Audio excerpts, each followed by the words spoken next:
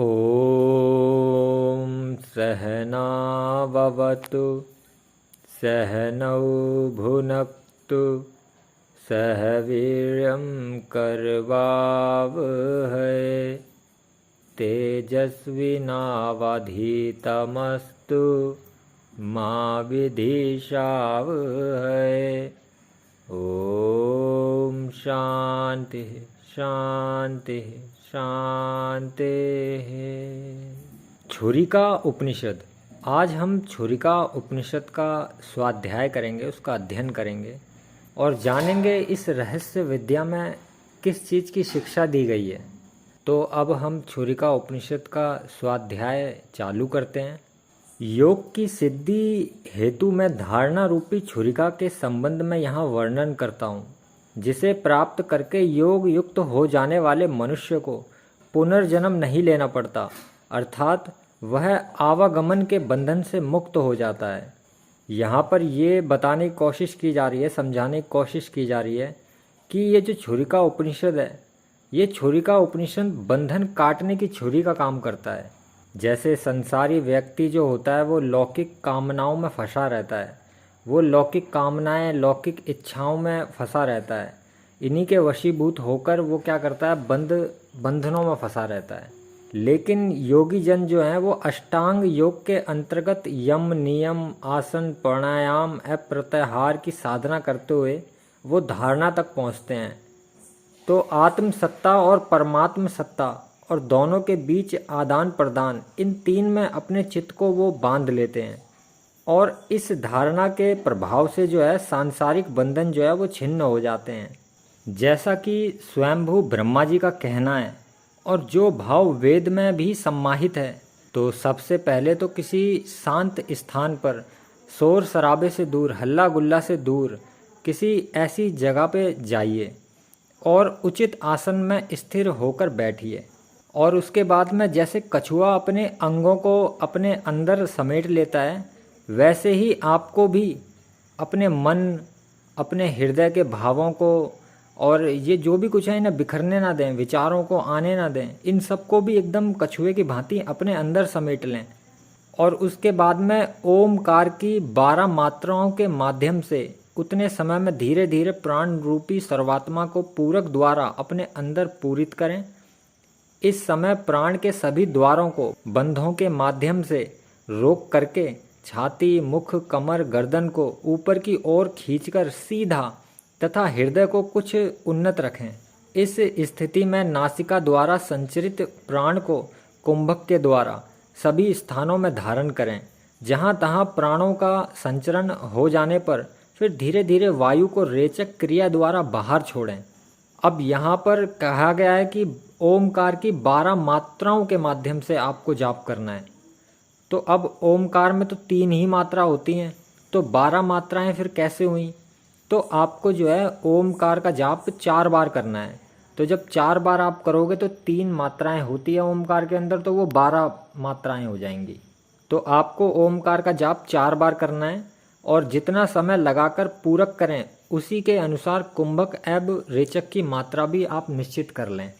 धारणा युक्त उक्त प्राणायाम का अभ्यास दृढ़ हो जाने पर पूरी सावधानी के साथ पैर के अंगूठे सहित टखनों में 2-2 बार, टखनों और घुटनों के बीच के भाग, जांघाओं पिंडलियों में 3-3 बार, घुटने और उरु जांघों में 2-2 बार तथा गूदा एवं जननेंद्रिया में 3-3 बार प्राणायाम द्वारा प्राणों के संचार की धारणा करें।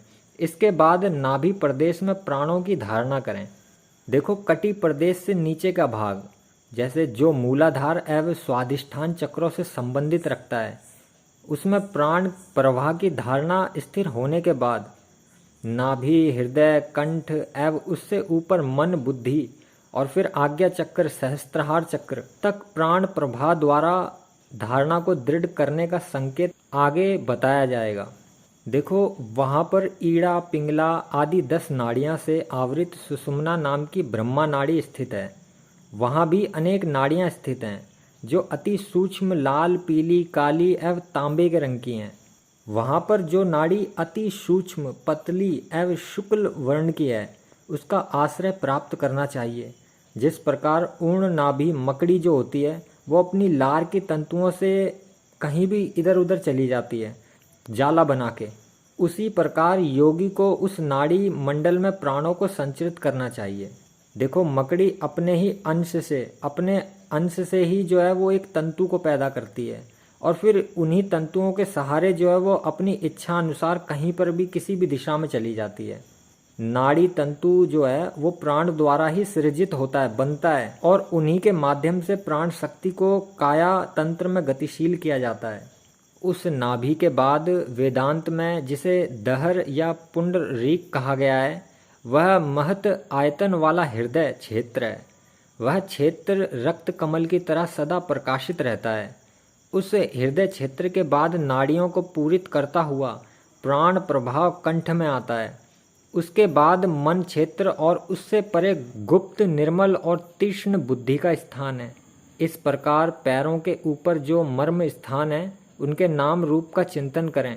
नित्य योगा अभ्यास का आश्रय लेकर तीक्ष्ण मन के द्वारा जांघाओं से लगा हुआ जो इंद्र वज्र नामक क्षेत्र है उसका छेदन करें।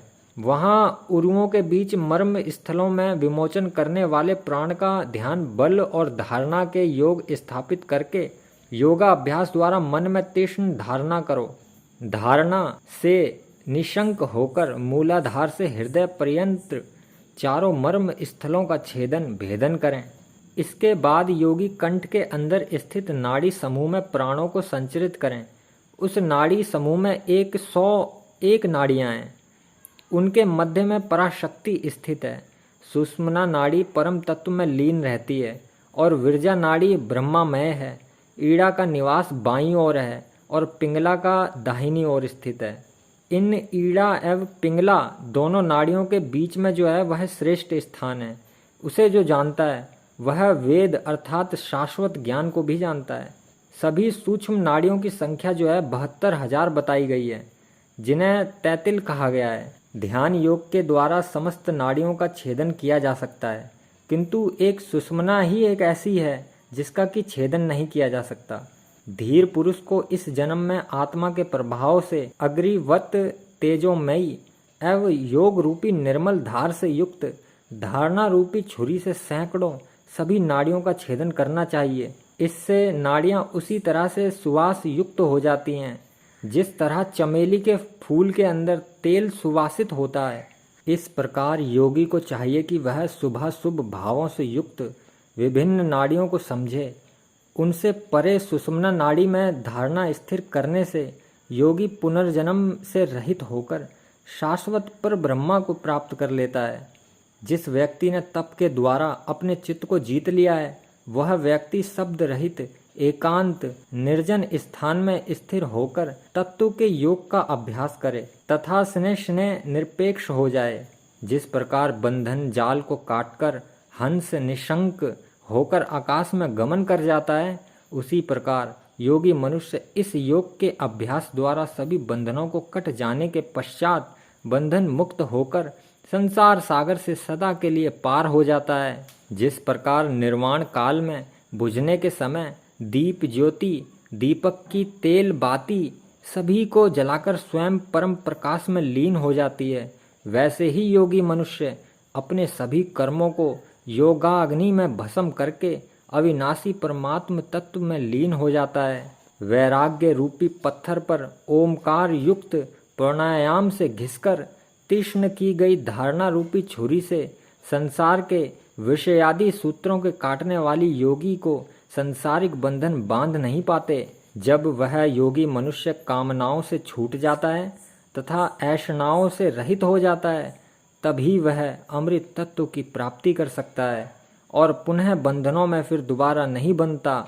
छुरी को उपनिषद का यही रहस्य है, यही इसकी शिक्षा है। छुरी का उपनिषद समाप्त हुआ। ओम नमः शिवाय।